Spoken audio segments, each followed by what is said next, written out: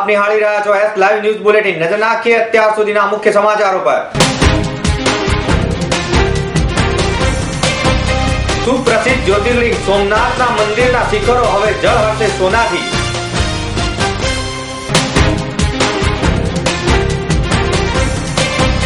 Milk marketing ફેડરેશનના chairman વિપુલ ચૌધરીનો વિવાદ સુપ્રીમમાં।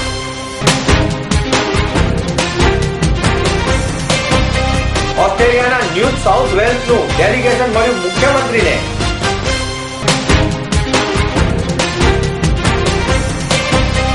અમદાવાદમાં international soft tennis સ્પર્ધાનો પ્રારંભ।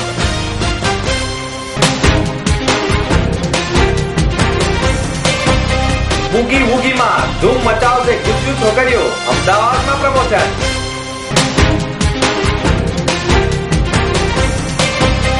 એલજીમાં ઇન્જેક્શન આપ્યા બાદ બાળકના મોતથી હોબાળો।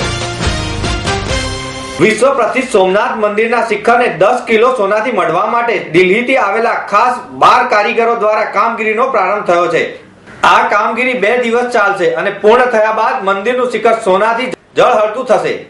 અરબી સમુદ્રના કિનારે બિરાજમાન ભગવાન સોમનાથ મહાદેવના મંદિરને થોડા સમય પહેલા જયપુરના વેપારી દિલીપભાઈ લાખી પરિવાર દ્વારા 30 કિલો સોનું અર્પણ કરી મંદિરના ગર્ભગૃહને સોનેથી મઢવામાં આવ્યું હતું।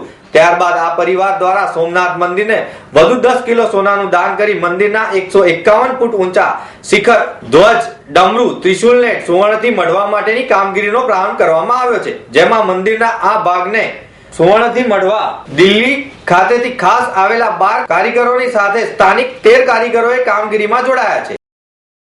દેશના સૌથી મોટા સહકારી ક્ષેત્ર તરીકે ઓળખાતા ગુજરાત મિલ્ક માર્કેટિંગ ફેડરેશનના ચેરમેન વિપુલ ચૌધરીએ સુપ્રીમ કોર્ટમાં ધા નાખીને તેમની સામે અવિશ્વાસની દરખાસ્તને પડકારી છે। ગુજરાત મિલ્ક માર્કેટિંગ ફેડરેશનના ચેરમેન પદે વિપુલ ચૌધરી બહુમતીથી આવ્યા હતા। ત્યારબાદ આ ફેડરેશનમાં આંતરિક હુંસાતુસીમાં રાજકારણ પ્રવેશતા તેઓની સામે અવિશ્વાસની દરખાસ્ત 26 ઓક્ટોબરના રોજ લાવવામાં આવી હતી।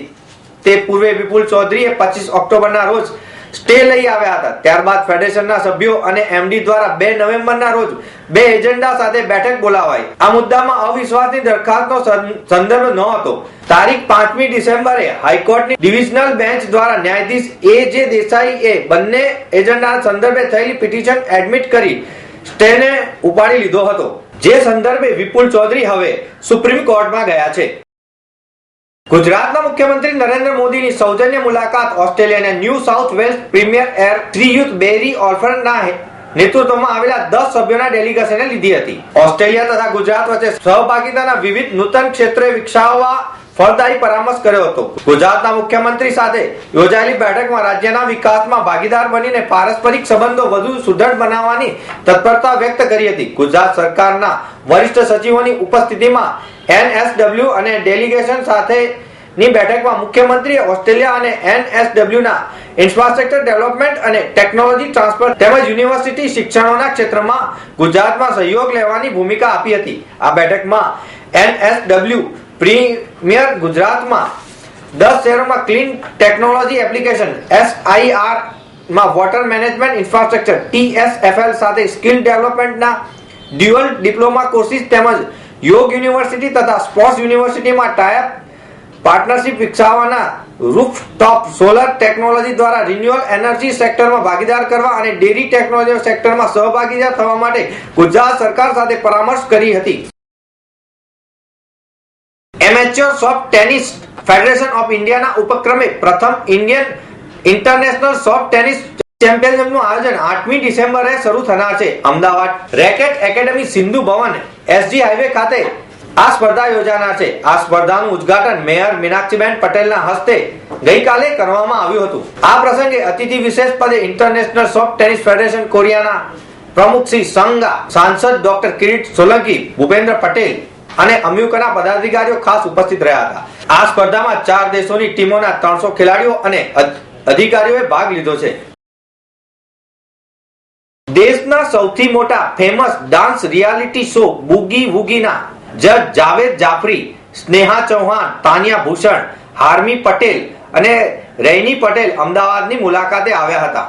આ નવી સિઝન 7 ડિસેમ્બર 2013 થી શરૂ થઈ રહી છે, જે સોની ટીવી પર રાત્રે 8:30 કલાકે પ્રસારિત થશે. આ શોમાં વિજેતાઓને ₹10 લાખનું ઇનામ અને ટ્રોફી આપવામાં આવશે. આ શોનું એન્કરિંગ સરગુન મહેતા અને રક્ષિયા વાહી કરશે. ગુજરાત માટે ગૌરવની વાત એ છે કે 16 જેટલા કન્ટેસ્ટન્ટનું સિલેક્શન ગુજરાતમાં કરવામાં આવ્યું છે, જેમાં 4 ગુજરાતી બાળાઓનું સિલેક્શન બુગી વુગીમાં થયું છે. રામોલના 6 વર્ષીય સઈદ મોહમ્મદ નામના એક 6 વર્ષીય માસૂમ બાળકનું એલજી હોસ્પિટલમાં નાકમાં થયેલા મસાના મામલે અપાયેલા ઇન્જેક્શનના રિએક્શનથી કરુણ મોત થતા ભારે ખળભળાટ મચી જવા પામ્યો હતો. અગાઉ પણ એલજી હોસ્પિટલમાં જમણા હાથને બદલે ડાબા હાથમાં ડોક્ટરની બેદરકારીથી કારણે ઓપરેશન કરાયું હતું.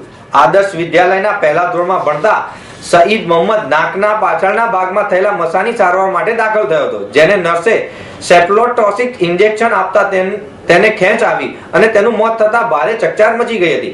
બાળકના પરિવારજનોએ હોસ્પિટલમાં ભારે હોબાળો મચાવ્યો હતો. વિપક્ષ કોંગ્રેસના નેતા બદરુદ્દીન શેખ અને કોર્પોરેટર ઇકબાલ શેખ હોસ્પિટલ દોડી આવ્યા હતા. દરમિયાન બદરુદ્દીન શેખે કહ્યું કે એલજી હોસ્પિટલમાં ડોક્ટરની બેદરકારી વધતી જાય છે. આ માસૂમ બાળકના મોત બદલ જવાબદાર ડોક્ટર સામે કડક પગલાં લેવા જોઈએ. બાળકના પરિવારને ₹5 લાખનું આર્થિક વળતર આપવું જોઈએ.